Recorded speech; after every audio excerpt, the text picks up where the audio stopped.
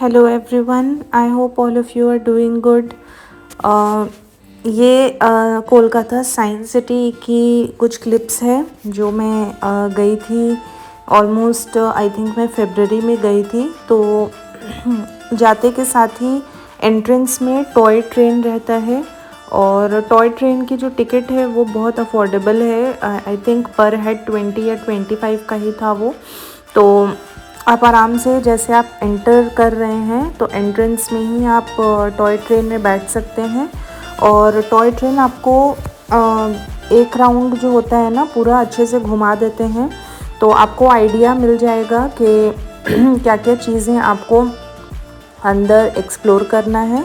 तो ये toy train में आप डेफिनेटली बैठ सकते हैं एक राइड। और टॉय ट्रेन में बैठने के बाद फिर ये जो है ये साइंस सिटी का जो मेन वाला जो ये है ना एक्सप्लोरेशन हॉल, ये वो था।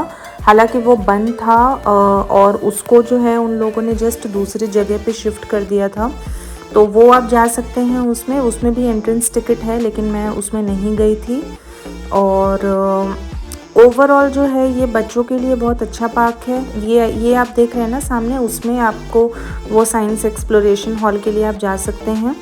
और अंदर में ये बहुत ही क्यूट से मुझे डक्स मिले। और ये मतलब कि आई थिंक मुझे ओवरऑल साइंस सिटी का ये बेस्ट पार्ट लगा था। ये जो डक्स हैं और फिर आई थिंक एक रैबिट का भी था इस टाइप का नेट, और पिजन्स भी था। तो वो बहुत अच्छा था। और अपार्ट फ्रॉम दीज जैसे आपको मैंने एक साइंस एक्सप्लोरेशन हॉल दिखाया, उसके अलावा एक स्पेस वाला भी कुछ था। तो ये दोनों में मैं नहीं गई थी। मैं पहले जब गई थी बचपन में तो वो सब मैंने देखा है अंदर का। लेकिन अगर आप फर्स्ट टाइम के लिए जा रहे हैं तो क्योंकि साइंस सिटी साइंस से ही सारी चीज़ें रिलेटेड है, तो आप डेफिनेटली उसके अंदर एंट्रेंस फीस दे के आप वो सारे एक्सप्लोरेशन हॉल वगैरह जो भी हैं आप वो ट्राई कर सकते हैं।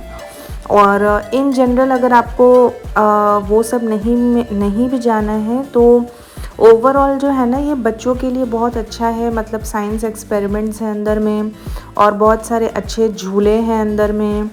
तो वो सब चीज़ों के लिए it's very good to go with family. और मैं बहुत सालों के बाद गई थी और मैंने बहुत इन्जॉय किया था। और ये देखिए ये दूसरा वाला नेट है रैबिट का।